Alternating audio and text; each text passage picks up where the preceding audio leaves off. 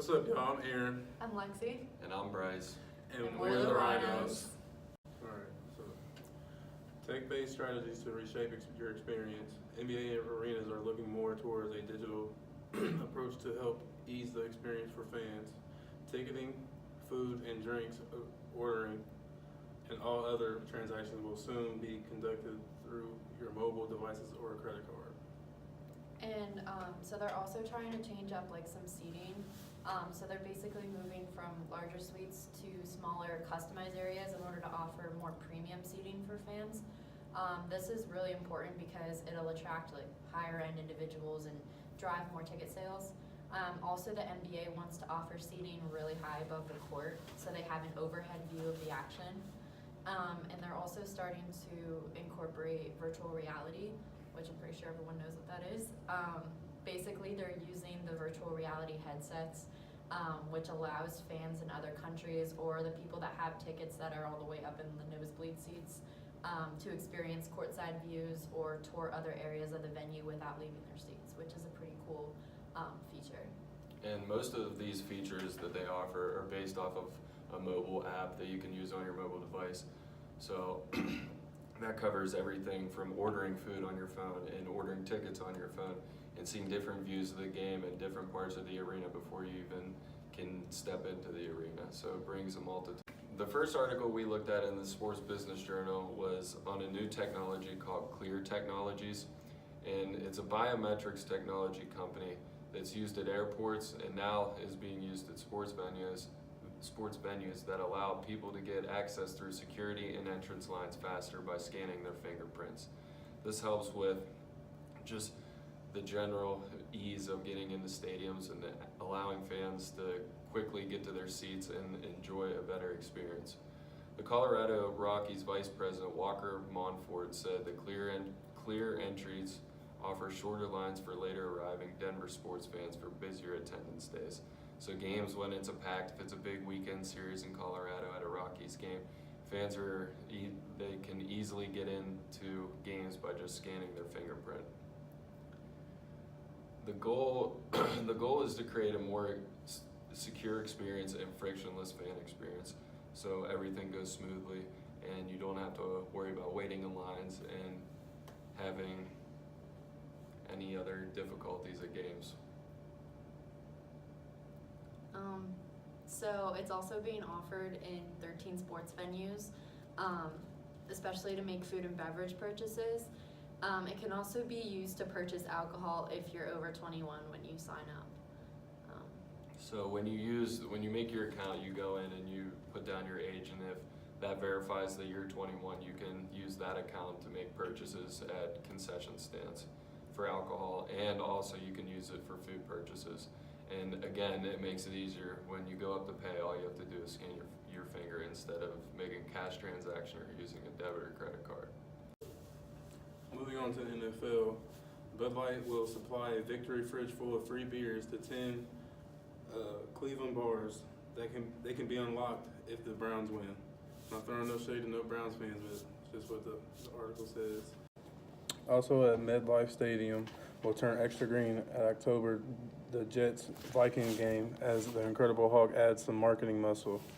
The New York Jets, along with longtime team sponsor Toyota this week, will unveil a wide-ranging partnership design to generate a lot of green. The first 15,000 fans who go through the MetLife Stadium gates on October 21st for the team's game against the Minnesota Vikings will receive a bobblehead of the Hulk standing on Jets logoed field. Toyota is also presenting sponsors of the entire promotion, dubbed Green Out, and its logo will be on the bobblehead. Another article that we attacked in the Sports Business Journal was on social media posts by colleges and athletes that are trying to expand their brand. The UCF football program sold a promotion for season tickets at the beginning of this year, and the digital department crafted a unique attention-grabbing graphic to be posted on their Twitter account. It was a picture of one of their players, and it was after their celebration of their 13-0 football season last year, in which they considered themselves national champions. and the offer was for $99 for season tickets for a whole season, which is arguably a pretty good deal. I would never happen to buy $99 tickets to see UCF play, but that's just me. But the tweet that they posted said it's the best deal in Orlando and it's about to be sold out. And it was the $99 offer in the picture, as I said. The school uses a platform that's called Open Doors, which helps the biggest brands in sports share their content on social media. So people that are signed up with Open Doors are Rob Gronkowski, Draymond Green, and Derek Carr. And what they like to do is use their content, or have Open Doors use their content to expand them as a person and as an athlete to gain more fans. The program of Open Doors was founded in 2012 by a former Nebraska football player, Blake Lawrence, and his idea was obviously to get these athletes more exposure and for college programs to get more exposure as they're not on the professional platform. Partnered with the NFL and over 20 collegiate programs, Open Doors helps many people and many athletes. And clients pay anywhere from $5,000 to $30,000 depending on the level of their service.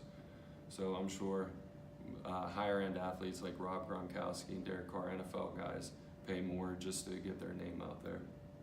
Coaches use this content to post on their social media, and it's useful in recruiting to 16 to 18-year-olds for college programs. The kids live on their phones these days, and they're happy to see content on their social media pages, so they see what they could potentially be stepping into in a college program, and that's used as a recruiting tool for coaches. The images that are posted and the videos that they see go a long way in shaping the perceptions of the program.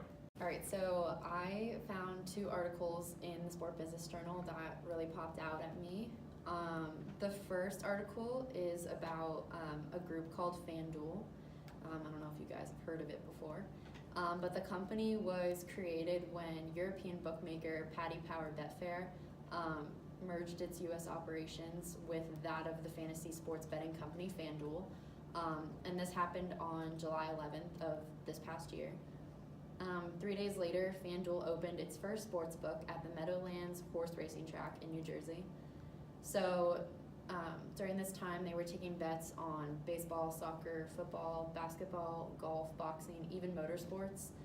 And the executives of each company thought that having a marriage of the 2 companies could create a leader in the newly legal sports betting business in the U.S. They kind of agreed that both companies brought different but complementary assets to the table. And the combined business has brought in $265 million in annual revenue from fantasy sports, horse racing, wagering, and gaming. It also spans across 45 states, has 8 million customers. Right now, they're looking to focus on their fantasy products and the FanDuel Sportsbook at the Meadowlands, like I mentioned earlier. But they're also working on plans for products at retail and online in New York and West Virginia. Their CEO states that they're working on lobbying in the state legislatures that they think are moving aggressively toward legalizing sports betting. And as the states come online, their view is that they want to be everywhere that they can. And all right, so the second article that I found talks about Omazi, however you pronounce it. But I actually really liked this article a lot. So Omazi is a for-profit online fundraising platform, and they've created a sports strategy to creating sports-centered dream experiences that raise money for social causes. Recently, it's become very successful, even though it was created about 6 or 7 years ago. How it works is, so Omaze joins with athletes, teams, and leagues that want to raise money for charity by offering the chance at a dream experience, such as grabbing ice cream with a professional athlete or being featured in a This Is Sports Center commercial. So entries will start with a $10 donation. The larger the donation made, that's the more entries the participant will receive and the better chance they have of winning the drawing for the experience. 80% of the money raised goes to charity, and the other 20% goes back to Omaze. They've raised more than $100 million over the last 5 years to support more than 350 charities, which I think is pretty cool. They also have teams for music as well as a film and television team. However, they just formed the sports team about 6 months ago, and it's already launched 35 campaigns with another 11 set to kick off in the next few weeks here. A lot of times what happens is the charities will approach Omaze when they have a unique sports experience that could raise money for their own cause, such as the Positive Coaching Alliance, which has 18 chapters across the country. They used the experience at Kobe Bryant's last game as a fundraising opportunity. So I know someone was able to win front row tickets to see Kobe Bryant play in his last game.